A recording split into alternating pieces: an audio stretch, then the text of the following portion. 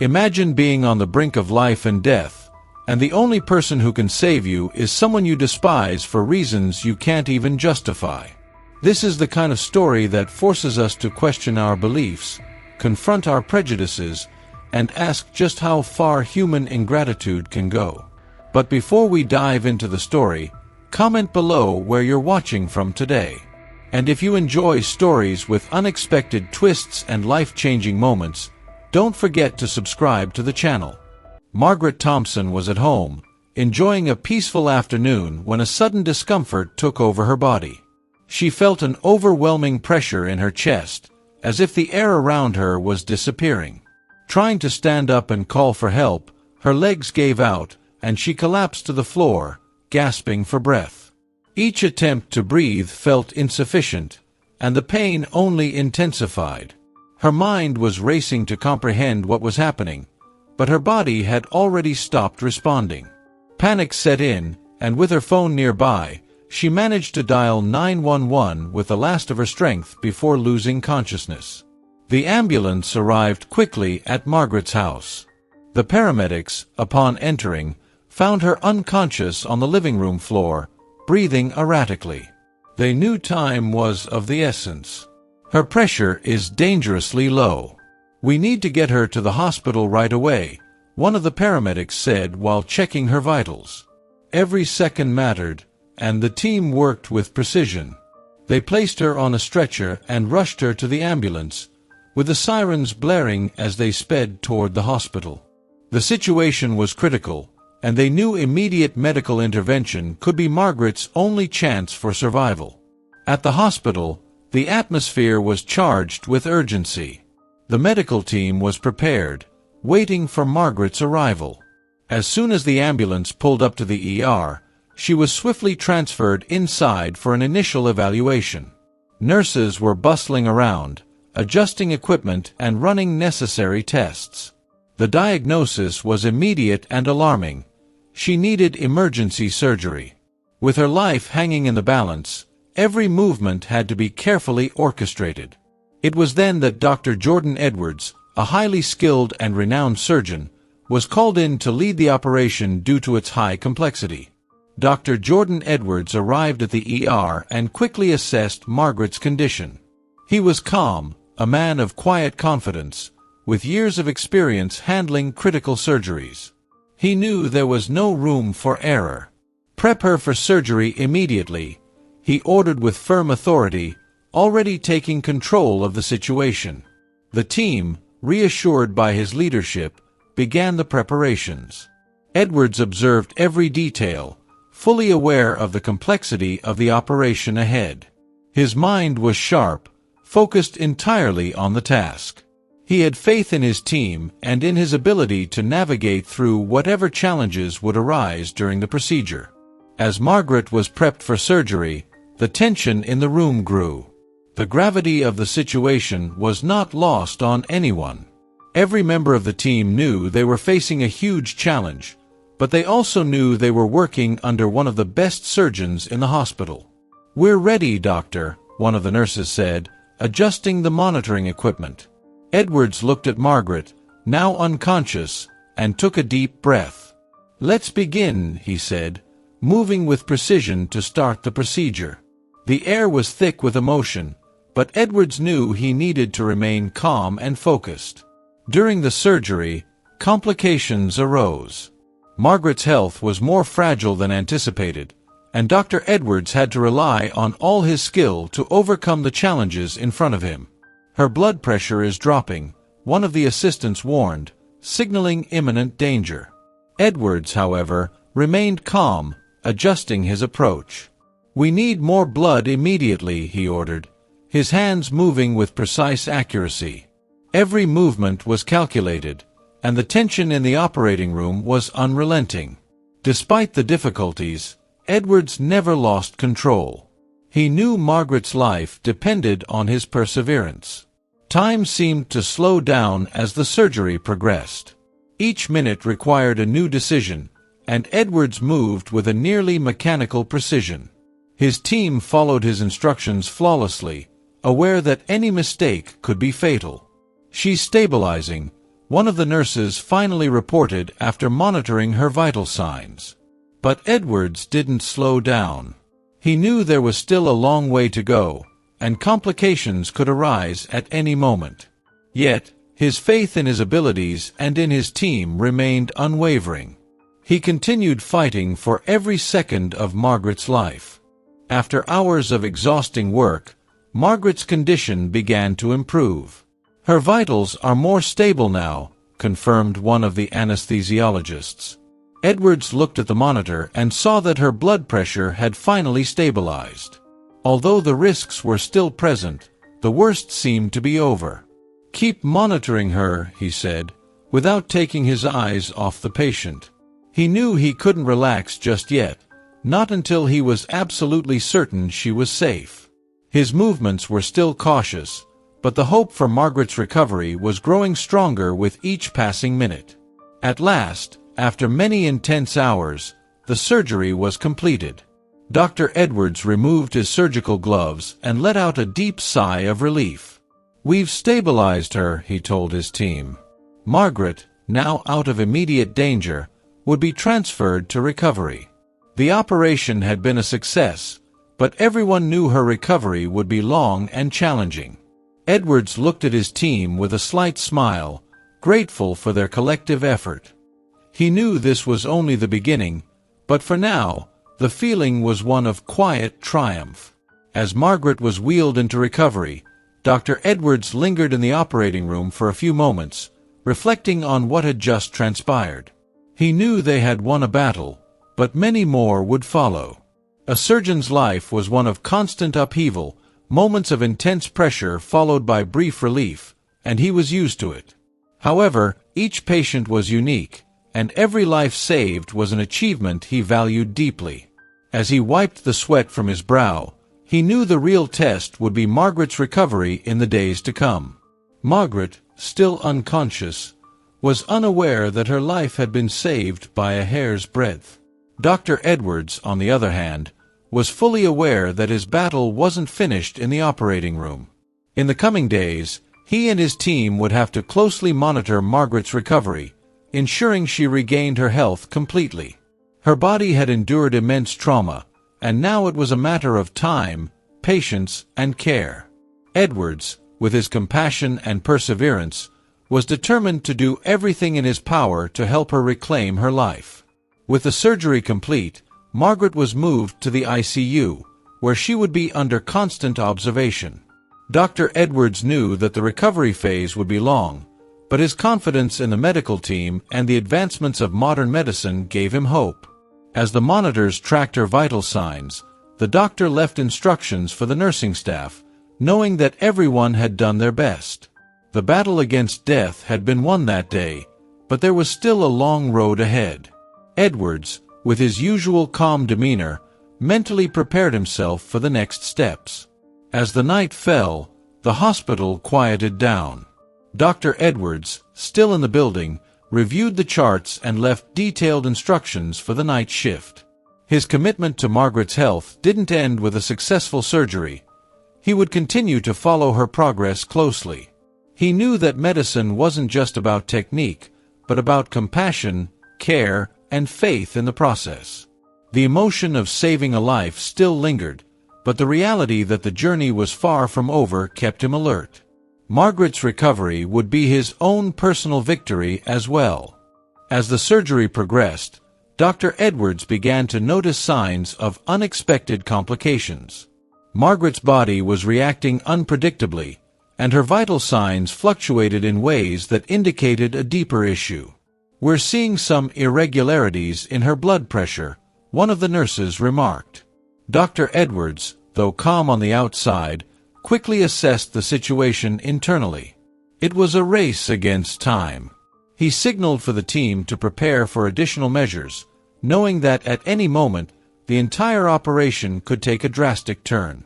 His mind worked rapidly, balancing emotions with the science that guided his hands. The surgery room was thick with tension as Margaret's condition became more unstable. "We need to get her pressure stabilized. Increase the flow," Dr. Edwards instructed. The team worked in silence, focused entirely on the new developments.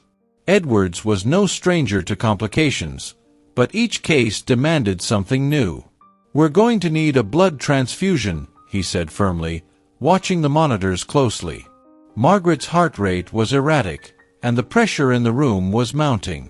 Edwards kept his composure, but he knew this was a critical moment, one that required not only skill but an immense amount of courage and perseverance. The complications meant the surgery would take longer than initially anticipated. Every minute mattered, and Dr. Edwards was aware that the risks were rising with each passing second. "Stay with me, Margaret," he whispered under his breath, as though his quiet encouragement could reach her through the haze of anesthesia. The team moved swiftly, following his orders without hesitation. They had worked together for years, and there was a mutual trust that allowed them to perform under pressure. Edwards, with his years of experience, had been in situations like this before, but that didn't make the stakes any less real. Time seemed to slow as the medical team fought against the odds. Margaret's condition was delicate, and each adjustment they made was met with new challenges. "We need to reduce the bleeding," Edwards said, his voice steady but urgent. He could feel the weight of responsibility bearing down on him. The operating room lights flickered slightly, but his focus never wavered. The nurses and assistants around him moved with clockwork precision, responding to his every command. Yet, with each minute that passed, Margaret's body presented a new obstacle to overcome. Margaret's condition took another turn when her heart rate suddenly dropped. "We're losing her," one of the assistants shouted, eyes wide with panic. Dr. Edwards didn't flinch. "Administer the epinephrine now," he ordered, his hands moving faster than before. The team sprang into action, adrenaline coursing through everyone's veins. For a brief moment, the room seemed frozen in time, the beeping of the monitors the only sound breaking the silence.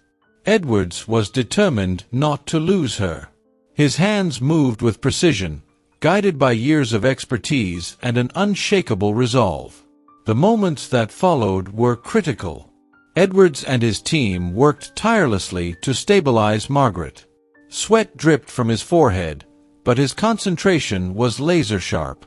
"She's coming back," the anesthesiologist finally said, relief evident in his voice as Margaret's heart rate began to stabilize. A wave of cautious optimism spread through the room. Edwards took a deep breath, but he knew the battle wasn't over. "We need to keep monitoring every second. She's not out of the woods yet," he reminded the team, ensuring that no one let their guard down. They were far from a complete resolution. Despite the signs of improvement, Margaret's recovery during the surgery was anything but straightforward. Her body was still in a fragile state, and any sudden change could tip the scales in the wrong direction. "We need more units of blood," Edwards ordered, watching the fluctuations on the monitors. His heart was racing, but his hands were steady. Margaret's life was still hanging in the balance, and every small decision mattered. The stakes were higher than ever, but Edwards maintained his calm exterior, fully aware that everyone in the room was looking to him for guidance. As the hours passed, the team worked relentlessly to control the complications. The room was filled with tension, but also a sense of hope. "The bleeding has stopped for now," one of the nurses informed Edwards. He gave a brief nod, acknowledging the progress, but he knew they were still on a tightrope. "Let's keep a close watch on her vitals," he said, still focused on the task at hand. His mind raced through the possibilities, calculating the next steps, always prepared for another complication to arise. This was the nature of surgery: constant vigilance, constant adaptation. It became clear to Dr. Edwards that Margaret's surgery would push his skills to the limit. There were no guarantees in medicine, especially in a case like hers. He could feel the pressure mounting, but he refused to let doubt seep into his mind. "We've come too far," he thought to himself. With every challenge Margaret's body presented, Edwards responded with precision and care, determined to guide her through this storm. It was more than just a technical battle now. It was a fight for her future, a test of faith in his abilities and the collective perseverance of his team. After what felt like an eternity, the turning point finally came. Margaret's vitals began to stabilize in a way that gave everyone in the room a sense of relief. "We're getting her back on track," Edward said, his voice still cautious but laced with hope. The nurses exchanged brief glances of encouragement as they continued their work. The operation was far from over, but the worst seemed to be behind them. Edwards remained vigilant, his hands still moving with the same meticulous care. He wouldn't rest until Margaret was out of immediate danger. By now, the surgery had stretched into the early hours of the morning. The team was exhausted but focused, working as a cohesive unit. "Good work, everyone. Let's keep up the momentum," Edwards encouraged, knowing that morale was just as important as skill in these situations. His leadership was unwavering, and his confidence in his team never faltered. Each action they took, each adjustment they made, was a step closer to bringing Margaret back from the brink. It was an exhausting process, but there was no room for hesitation. Perseverance was the key. As the surgery continued, Dr. Edwards couldn't help but reflect on the emotional toll of situations like these. For him, every patient represented more than just a case. They were people with families, lives, and futures hanging in the balance. His compassion for Margaret drove him forward, giving him the strength to continue despite the long hours and the physical strain. It wasn't just about medical expertise. It was about the emotional resilience required to push through when everything seemed to be going wrong. That resilience, he knew, was just as important as his skill with a scalpel. Finally, after what seemed like a never-ending battle, the surgery was nearing its conclusion. Margaret's vitals had stabilized enough for Edwards to begin closing the incisions.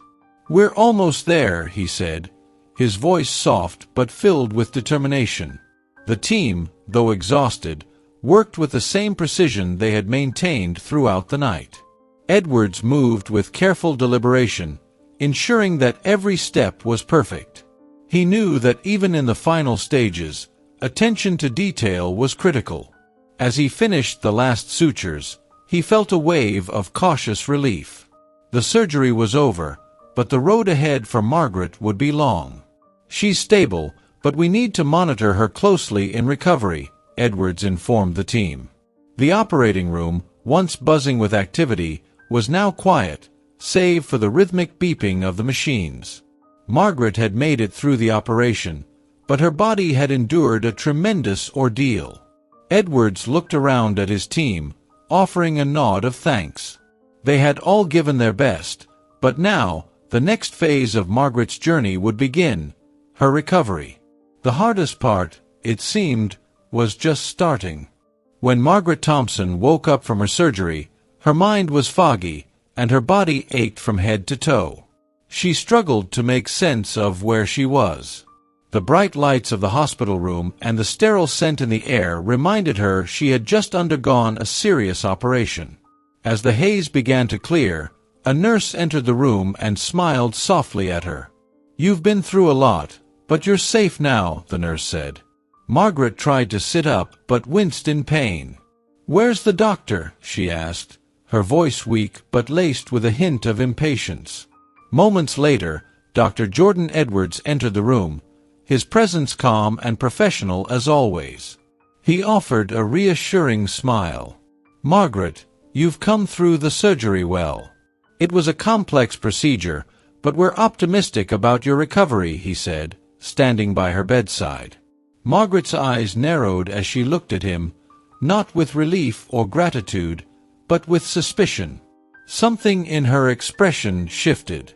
She glanced at the doctor's dark skin, and her face hardened. You're the doctor who operated on me?" she asked, her tone sharpening with disbelief. Dr. Edwards, accustomed to various reactions from patients, remained composed, though he sensed where this was heading. "Yes, I was the lead surgeon during your procedure," he replied calmly, making no attempt to hide the professionalism he had exhibited throughout the entire process. Margaret, however, seemed to be processing the situation differently. Her gaze didn't waver. She shook her head, her voice rising in anger. "How could they let you operate on me?" she spat, her words cutting through the air like a knife. The room fell silent, the tension building. Margaret's outburst wasn't born out of fear for her health or recovery. It was something deeper, something darker. "I don't trust this," she continued, now glaring at Dr. Edwards. "Why would they put someone like you in charge of my surgery? I should have been given another option, someone more qualified." Her words were laced with prejudice, and the hostility in her voice was unmistakable. Dr. Edwards, though hurt by her accusations, remained composed, his face showing no sign of the turmoil within. It wasn't the first time he had faced such discrimination, but it never got easier. The nurse standing nearby looked uncomfortable, but Dr. Edwards raised a hand to signal that he could handle it. "Margaret, I understand this has been an overwhelming experience, and waking up after a surgery can be disorienting," he said, choosing his words carefully. "But I assure you, I, along with the entire medical team, did everything in our power to ensure your safety and recovery."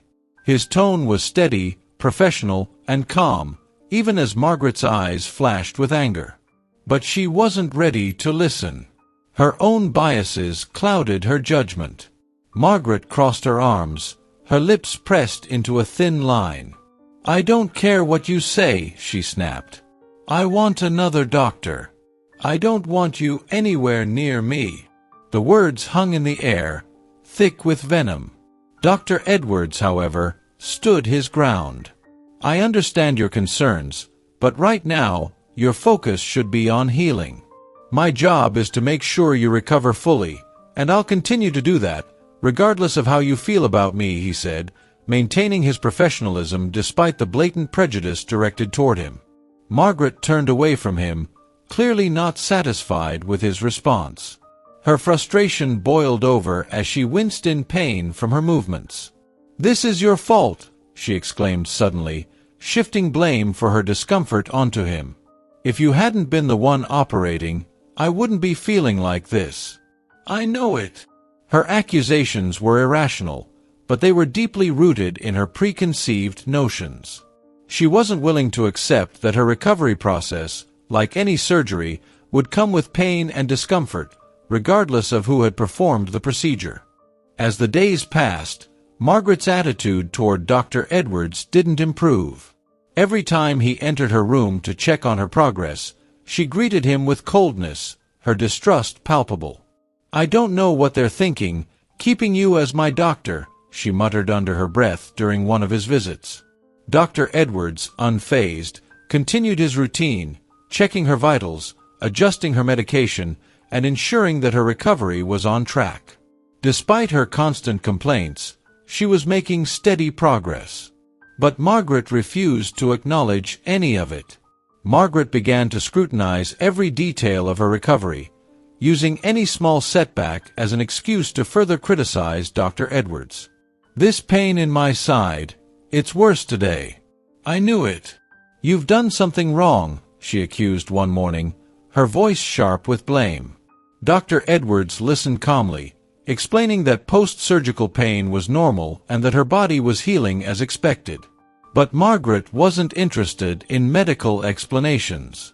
Her resentment toward him was fueled not by logic but by prejudice, and nothing he said could change her perception.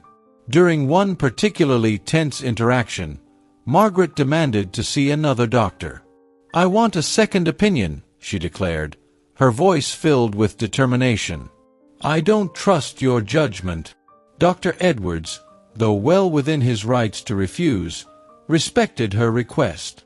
"I'll arrange for a colleague to come by," he said, maintaining his professionalism even in the face of such blatant hostility. Margaret smirked, as if she had won some kind of victory. But Dr. Edwards knew that, regardless of who saw her next, her condition and care plan would remain the same. Days later, when another doctor came to assess her, they confirmed everything Dr. Edwards had said. Margaret was recovering well, and there were no signs of complications. Still, she refused to give Dr. Edwards any credit. "I guess I'm just lucky the damage wasn't worse," she said dismissively, unwilling to acknowledge that the very doctor she disdained had been instrumental in saving her life. Dr. Edwards, ever professional, accepted the situation with grace. He knew that not every battle could be won, but that didn't mean he would stop doing his job. Margaret's resentment continued to fester, and with each visit from Dr. Edwards, her hostility grew. She found new reasons to criticize him, from the way he explained her treatment to the medications he prescribed. "You're just not good enough," she said one day, her words filled with contempt. Dr. Edwards, though weary of the constant attacks, never let it show. He continued his work with the same dedication and care, knowing that his responsibility was to her health, not her opinion of him. It was a test of his emotional resilience, but one he was prepared to endure. Despite her ongoing anger, Margaret's health continued to improve under Dr. Edwards' care. The irony was not lost on him. Here she was, benefiting from the very expertise she so fiercely rejected. But he knew that compassion wasn't conditional. He had taken an oath to help his patients, regardless of how they treated him. And so, with each visit, he remained calm and professional, focused on the task at hand. His perseverance, though tested, was unwavering. His goal was to see Margaret recover fully, even if she never acknowledged the role he played. In the end, Margaret's reaction was a reflection of her own internal struggles more than anything Dr. Edwards had done. But he understood that healing wasn't just physical, it was emotional too. And in this case, Margaret had a long way to go.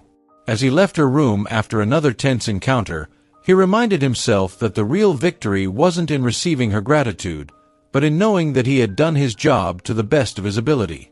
Even in the face of prejudice and hostility, his commitment to his work and to saving lives remained unshaken. As Margaret continued her recovery, the tension between her and Dr. Edwards only seemed to intensify. Every time he entered her room for a routine checkup, her face would harden with disdain. She refused to acknowledge any progress, instead focusing on every little discomfort she felt.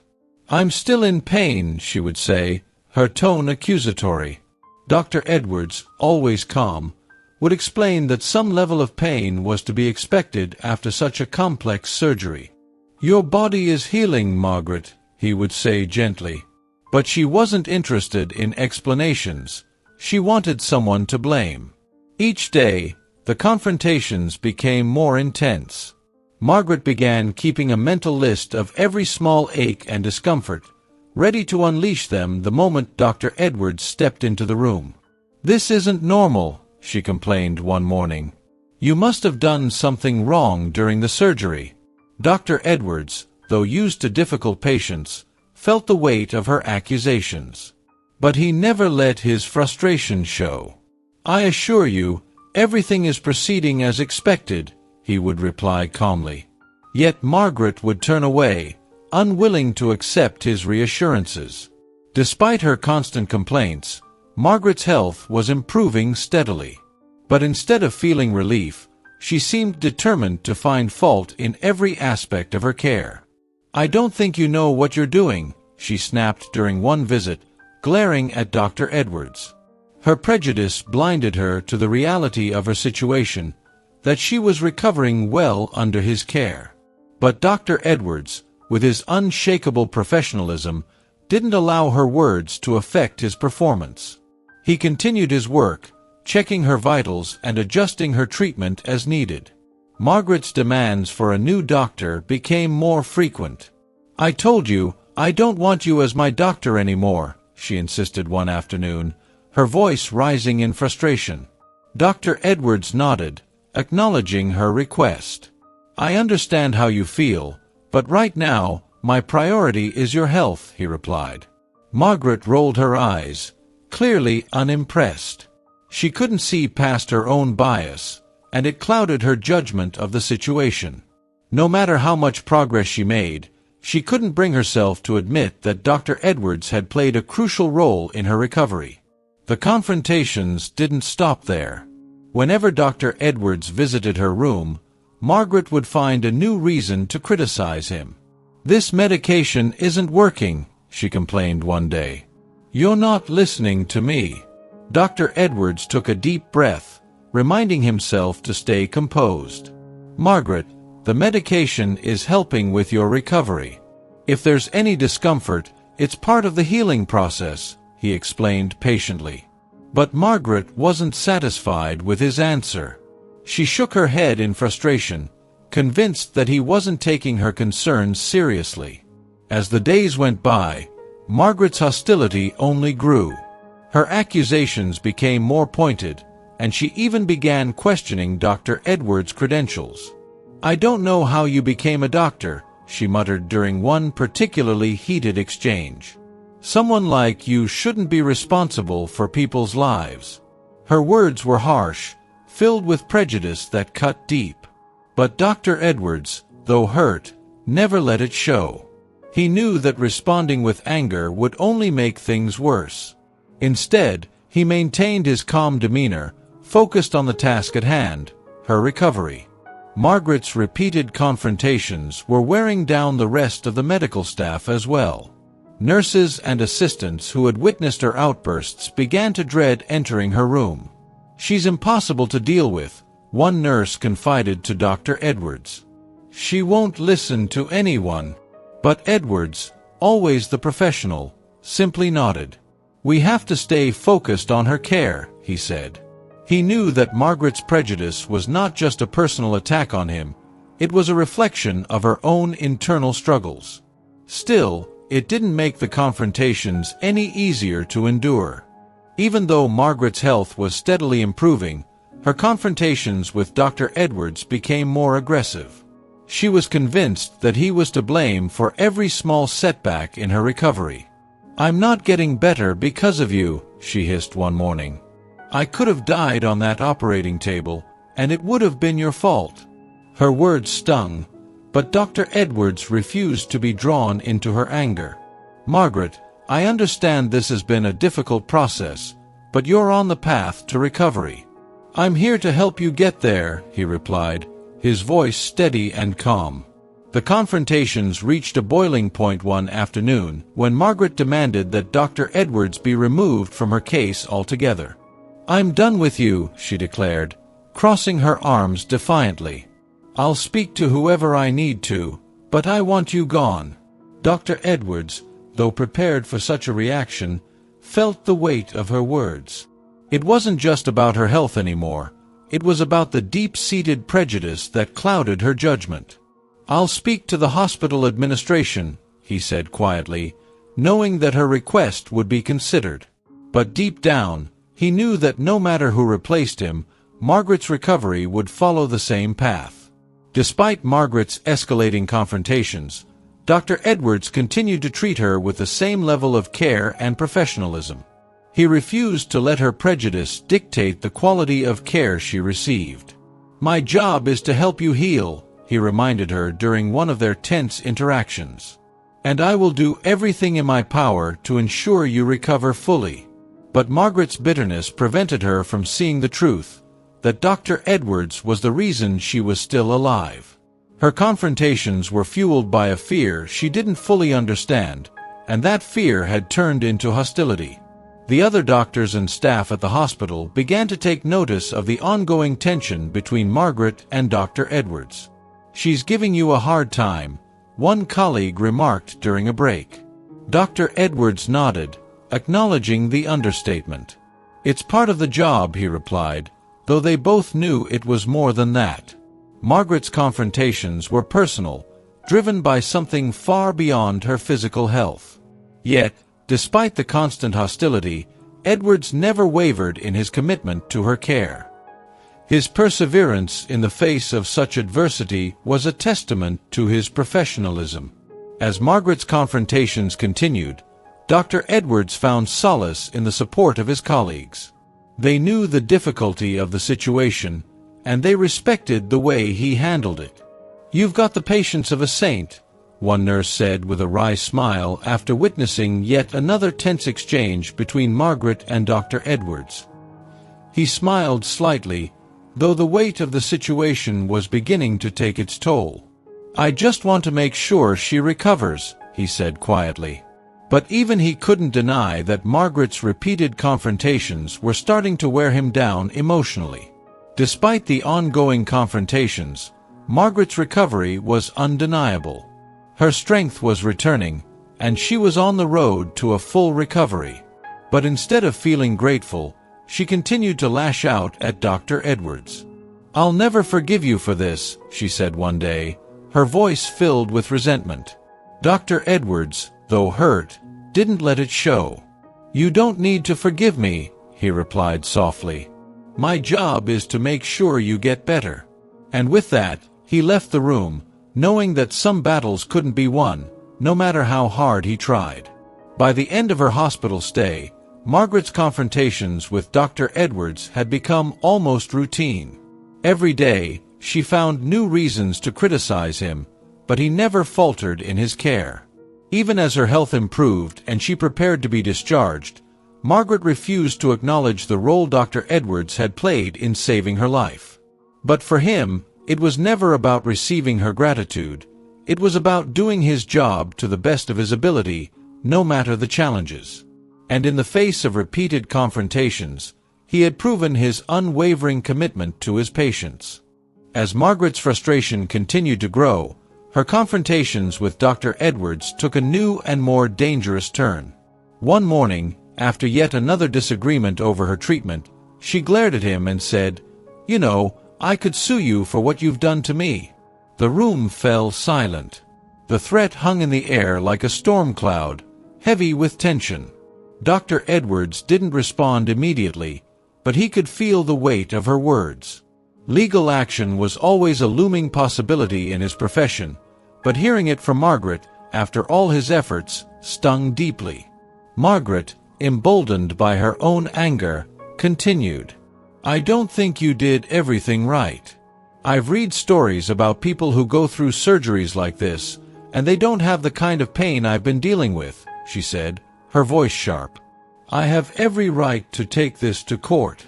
Dr. Edwards maintained his composure, though he felt a mixture of frustration and sadness. "Margaret, I understand your concerns, but everything we've done has been in line with medical best practices. My priority has always been your health," he said calmly. But Margaret wasn't interested in reassurances. The threat of legal action wasn't just a blow to Dr. Edwards personally, it cast a shadow over the entire medical team. Nurses and other doctors, who had all played their part in Margaret's care, exchanged worried glances after hearing her accusations. "Do you think she's serious?" one nurse whispered to another after Margaret's outburst. Dr. Edwards, overhearing, gave a slight nod. "She's angry, and anger can make people do things they wouldn't normally consider," he said quietly. But even as the threat loomed, he remained steadfast in his commitment to her care. He wouldn't let fear dictate his actions. Margaret's legal threats became a regular part of her daily confrontations with Dr. Edwards. "You haven't heard the last of this," she would say as he checked her charts or adjusted her medication. "I know people who've won cases like this, and I won't be quiet about what you've done." Each time, Dr. Edwards listened, never rising to her bait. "Margaret, my goal is to ensure your recovery. If you feel that legal action is necessary, that's your decision. But I want you to know that everything I've done has been for your well-being," he responded, his voice steady. As the days passed, Margaret's threats grew more specific. "I've already spoken to a lawyer," she claimed one afternoon, crossing her arms defiantly. "They think I have a strong case." Dr. Edwards, though calm on the surface, could feel the strain of her words weighing on him. He had faced legal threats before, but never under circumstances like this, where a patient's accusations were so clearly rooted in prejudice rather than actual malpractice. Still, he couldn't let himself be distracted. "I understand," he replied, as always focusing on her health rather than the escalating tension between them. Despite the mounting legal threats, the hospital administration stood firmly behind Dr. Edwards. After hearing of Margaret's accusations, they reviewed her case and found nothing out of the ordinary. Everything is by the book, the hospital's legal team assured Dr. Edwards. She doesn't have a case, not based on the facts. But even with this support, the constant pressure was exhausting. Dr. Edwards knew that even unfounded legal threats could take a toll, both emotionally and professionally. Yet, he remained committed to his work, refusing to let the situation affect the care he provided to Margaret. Margaret, however, was relentless. Every day, she found new ways to accuse Dr. Edwards of negligence. "I shouldn't have to be going through this," she said angrily during one of his routine visits. "If you had done your job right, I wouldn't be in this much pain." Her words were sharp, meant to cut deep, but Dr. Edwards refused to engage on her level. "Margaret, your body is healing, and pain is part of that process," he explained patiently. "I understand it's difficult, but I'm doing everything I can to help you recover fully." But Margaret was too consumed by her anger to listen. As the legal threats persisted, the emotional toll on Dr. Edwards became harder to ignore. He had always prided himself on staying calm under pressure, but Margaret's constant accusations and threats were beginning to wear him down. Late one evening, after a particularly tense interaction, he found himself sitting in his office, staring at her chart. He had done everything right. He knew that. But the weight of being under constant scrutiny, of feeling like every action could be twisted into something malicious, was overwhelming. Still, he reminded himself of why he became a doctor, to save lives, even in the face of adversity. Margaret's threats of legal action weren't limited to just Dr. Edwards. She began spreading her accusations to anyone who would listen. "This hospital has been negligent," she told a visiting friend one day. "They've let him ruin my recovery." Word of her accusations spread quickly, and soon, whispers of a potential lawsuit were circulating among the hospital staff. Despite this, Dr. Edwards remained focused.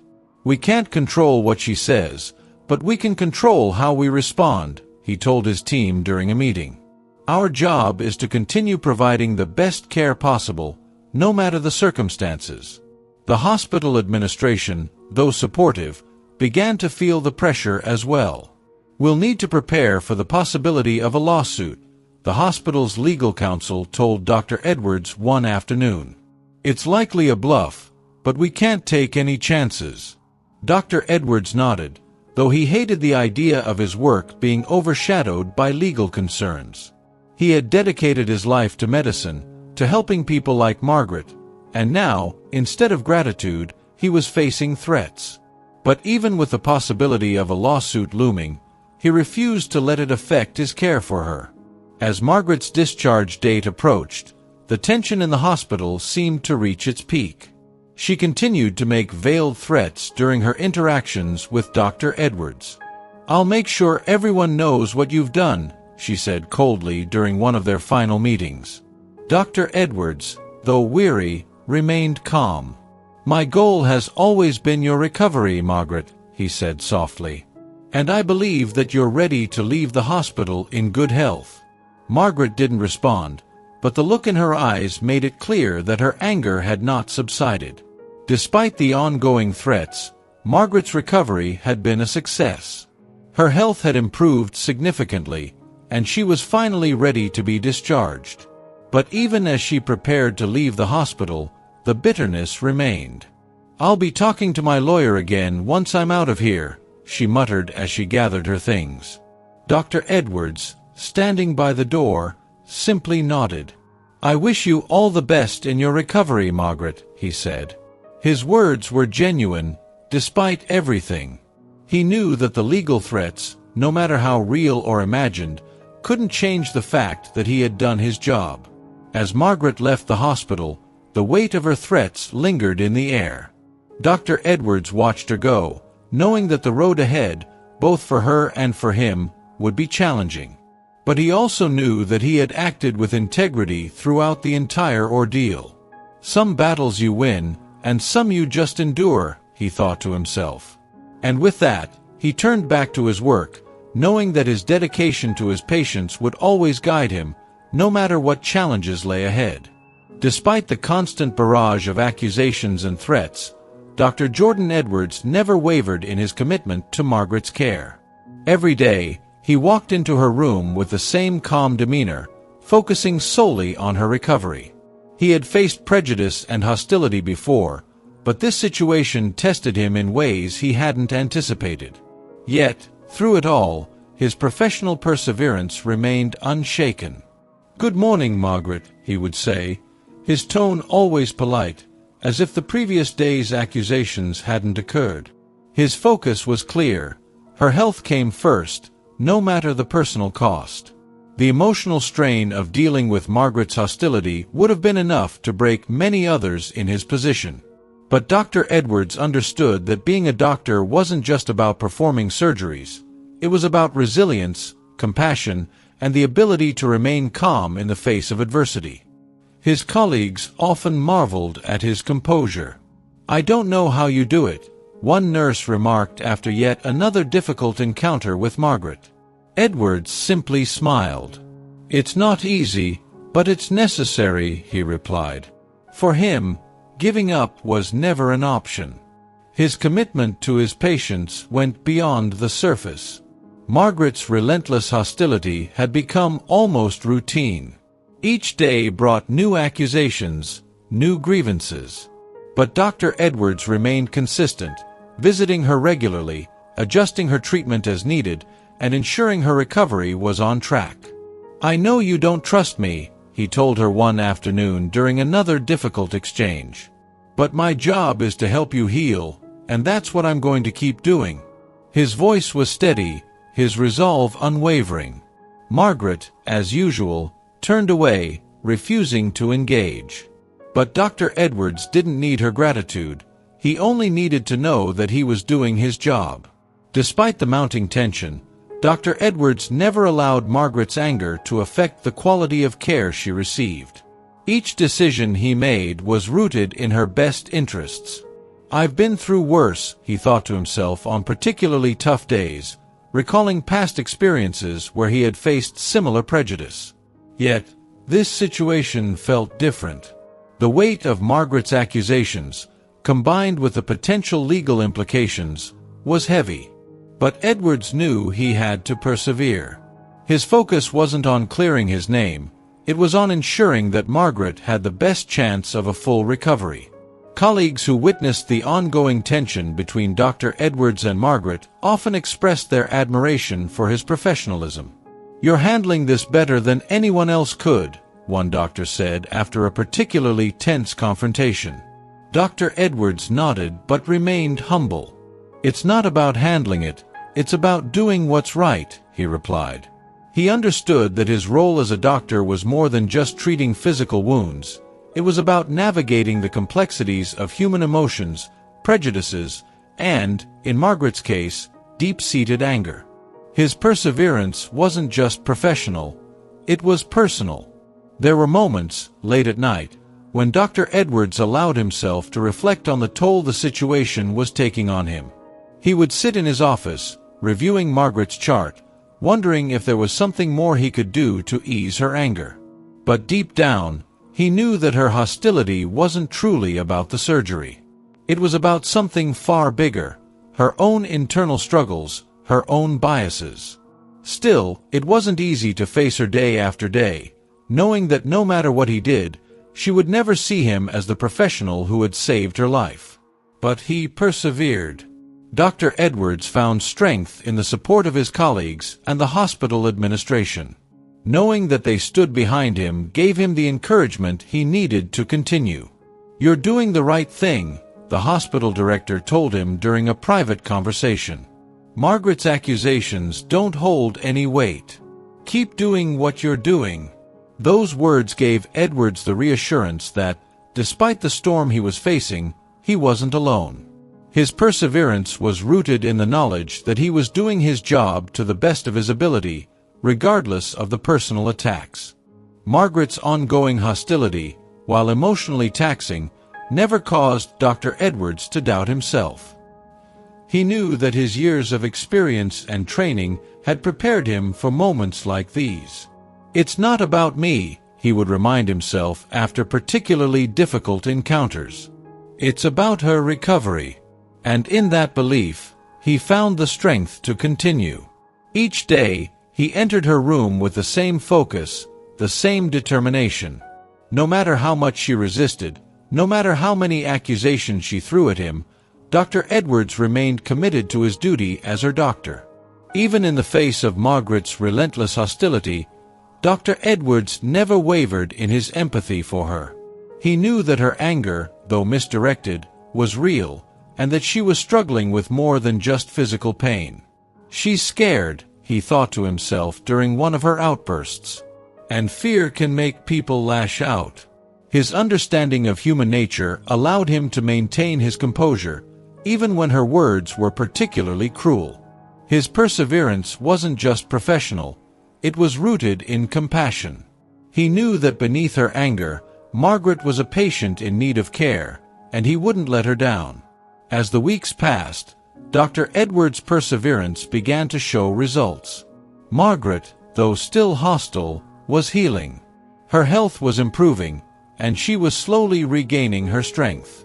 Dr. Edwards, while never expecting gratitude, found solace in the fact that his efforts were paying off. "She's recovering well," he reported to his colleagues during a meeting. The irony wasn't lost on him. Margaret's health was improving under the care of the very doctor she despised. But that didn't matter to Dr. Edwards. What mattered was that she was getting better, and that was all the validation he needed. Even as Margaret continued to threaten legal action, Dr. Edwards remained focused on her well-being. He knew that the possibility of a lawsuit couldn't distract him from his primary responsibility as her doctor. "If she sues, she sues," he thought to himself one evening after another tense interaction. "But I'm going to make sure she recovers." That simple commitment kept him going. His perseverance wasn't about proving her wrong, it was about doing what he had sworn to do as a doctor, to provide the best care possible, no matter the circumstances. Margaret's final days in the hospital were just as tense as her earlier ones. She remained bitter, refusing to acknowledge the progress she had made under Dr. Edwards' care. But Edwards, as always, didn't let her hostility deter him. "Your recovery is what's important," he told her during one of their last meetings. "Everything else is secondary." His words were sincere, and though Margaret didn't respond, he knew he had done his part. He had persevered through every confrontation, every accusation, and in the end, he had fulfilled his duty. As Margaret prepared to leave the hospital, Dr. Edwards reflected on the journey they had been through together. It had been one of the most challenging experiences of his career, but it had also been a testament to his perseverance. He knew that not every patient would appreciate the care they received, and not every patient would show gratitude. But that wasn't why he became a doctor. He became a doctor to save lives, to help people, even when they couldn't see the value in what he was doing. And that, for him, was enough. In the end, Dr. Edwards knew that his perseverance had carried him through one of the toughest challenges of his career. Margaret may never understand the extent of what he had done for her, but that didn't matter. What mattered was that he had stayed true to his profession, to his values, and to the oath he had taken as a doctor. He had faced prejudice, hostility, and threats, but through it all, he had remained focused on his duty. And in that, he found a sense of fulfillment that no amount of hostility could take away. Throughout Margaret's ordeal, the hospital administration remained steadfast in their support of Dr. Edwards. Early on, when the accusations began to surface, the hospital's leadership made it clear that they stood by him. "We've reviewed everything," the hospital director told Dr. Edwards during a private meeting. "Your work has been exemplary, and there's no evidence of any wrongdoing. You have our full backing." Those words were a source of great relief for Edwards. While he didn't need validation to continue doing his job, knowing that the hospital trusted him allowed him to focus on Margaret's care without fear of institutional pressure. The hospital's legal team also played a crucial role in easing the tension. Once Margaret began threatening lawsuits, they quickly assessed the situation. "There's no legal basis for her claims," the head of legal assured Edwards during one of their consultations. "We've seen cases like this before. It's clear that her grievances are emotional rather than factual." Though these reassurances didn't eliminate the stress of the situation, they gave Edwards the confidence to continue treating Margaret without constantly looking over his shoulder. The support from the hospital was a lifeline during a period of immense strain. Word of the situation between Margaret and Dr. Edwards spread throughout the hospital. Many staff members, from nurses to administrative personnel, expressed their sympathy and respect for how he was handling the difficult circumstances. "You've got the whole team behind you," one of the senior nurses told him one afternoon. "We know how tough this has been, but you've handled it with grace." Dr. Edwards nodded, grateful for the sentiment. Though he didn't let Margaret's hostility define his actions, the moral support from his colleagues made the burden easier to carry. Even though the hospital supported Dr. Edwards, there were still moments when the weight of the situation became overwhelming. He would often retreat to his office after particularly difficult confrontations with Margaret, just to take a moment to breathe. "You don't have to do this alone," the hospital director reminded him during one of these moments. "We're here for you, and if you need a break, we can arrange that." But Edwards, ever dedicated, always declined. "Thank you, but I need to see this through," he would reply. His perseverance, while admirable, was made possible by the unwavering support around him. The hospital staff went out of their way to ensure that Dr. Edwards knew he wasn't alone. Small gestures, like nurses checking in on him after particularly tense moments or colleagues offering to take on extra tasks, made a significant difference. "It's not just about the medicine," one of the senior doctors said to him one day. "It's about knowing that we have each other's backs." Edwards appreciated these words more than he could express. The solidarity of the hospital community became a quiet, yet powerful source of strength during the long, drawn-out battle with Margaret's accusations. Margaret, of course, had no idea about the level of support Dr. Edwards was receiving. In her eyes, he was the sole target of her frustration. "I'll bring this whole hospital down if I have to," she spat during one of her angry outbursts. But Dr. Edwards knew that her threats had no basis. He wasn't fighting this battle alone. With the hospital administration firmly behind him, he was able to continue his work without fear. "We've got your back, Jordan," the hospital director reminded him during another meeting. That simple statement reinforced Edwards' belief that he was in the right place, surrounded by the right people. The hospital's legal team made sure that Dr. Edwards was protected from any potential fallout. "We'll handle any legal matters that arise," the head of legal told him. "You just focus on doing what you do best, taking care of your patients." This allowed Edwards to keep his attention on Margaret's recovery, rather than being consumed by the possibility of a lawsuit. The constant reassurance from the legal department lifted a significant weight off his shoulders. Knowing that the hospital had taken all necessary precautions allowed him to push forward with a clear mind. Margaret's accusations never gained traction outside her hospital room. While she continued to insist that she had been wronged, the rest of the hospital staff knew better. Nurses who had worked closely with Dr. Edwards, as well as other doctors, knew that his professionalism and skill were beyond reproach. "She doesn't know how lucky she is to have you as her doctor," one nurse commented after yet another difficult exchange with Margaret. "We've seen you work miracles in that operating room." These words were comforting to Dr. Edwards, a reminder that, despite the personal attacks, his peers respected and trusted him. As the weeks passed, the hospital leadership made it a point to regularly check in with Dr. Edwards.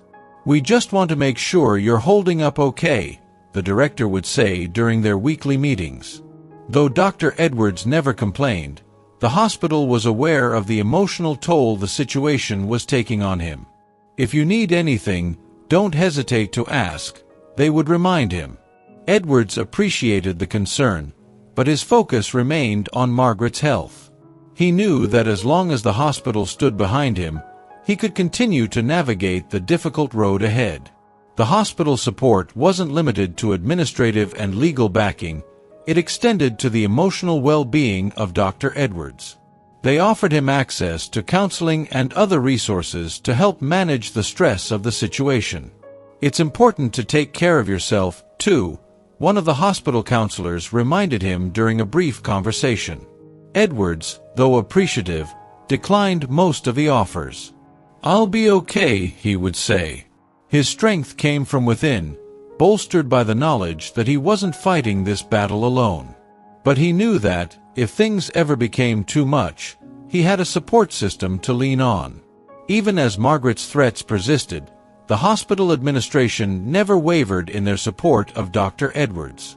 "We know the kind of doctor you are, Jordan," the hospital director told him during one of their final meetings about the situation. "We trust you, and we're proud to have you here." Those words were a reminder of why Edwards had chosen to work at this hospital in the first place. It wasn't just about the resources or the prestige. It was about being part of a community that valued integrity and professionalism. The hospital's unwavering support was a testament to that. In the end, the support from the hospital was what allowed Dr. Edwards to persevere through one of the most challenging experiences of his career. Knowing that his colleagues, the administration, and even the legal team had his back gave him the strength to continue providing the highest level of care, even in the face of hostility and threats. It was a reminder that, in the world of medicine, no doctor stands alone. The hospital support wasn't just a professional courtesy, it was a lifeline that allowed Dr. Edwards to remain focused on what mattered most, the health and well-being of his patient. As you've just seen, this story isn't just about one person's prejudice, it's about the silent battles that so many people face every day. Dr. Edwards showed us what true perseverance and dedication look like. He didn't let the hatred or the threats stop him from fulfilling his duty, and in the end, he saved a life. But now, the question is, how can we apply this to our own lives? Are we letting other people's judgments or negativity hold us back? Or are we rising above it, like Dr. Edwards, staying focused on our goals and values? What if you, right now, decided to push through every challenge that comes your way, regardless of how others treat you? What if you took control of your story, like Dr. Edwards did, and made it about courage, perseverance, and purpose? It's time to think about where you might be holding yourself back because of fear or doubt. What's the one thing you could change today to start moving toward a better, stronger version of yourself? If this story inspired you, then you're already on the path to transformation. Don't stop here. Hit that subscribe button, activate the notifications, and let's continue this journey together. Because every step you take toward growth is a victory, and I'm here to help you reach it. Let's make sure we keep learning and evolving, one powerful story at a time.